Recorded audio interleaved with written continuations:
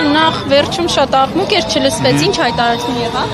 Հայտարարություն եղավ, որ Դավիթ Գալստյանի վերաբերյալ վերաքննիչ բողոքը բավարարվել է, ոնց որ թե տնային կալանք եւ գրավ փոխվել է, նաեւ իմացանք, որ Միրան Մաղսուդյանի վերաբերյալ էլի բողոքը ոնց որ թե մասնակի բավարարվել է, չիմացա այդ կամ երևի նույնիսկ տնային կալանք, նաեւ իմացա, որ Բագրատ Սրբազանի մասով մասնակի էլի բողոքը բավարարվել, տեսակցությունների արգելքի վերացման մասով, այս կալանքը դեռ պահպանվում է։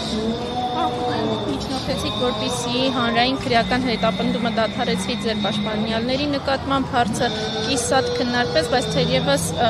ոնց հասկացանք Միջնորդությունը ամբողջությամբ ես ներկայացրեցի։ Դե պետք է արձանագրենք, որ այս փուլում եթե դատարանը չի դադարեցնում հետապնդումը, ապա նույնիսկ եթե հետագայում արդարացման դատական ակտ կայացնում, ստացվում է, որ այս ամբողջ ժամանակահատվածում անձինք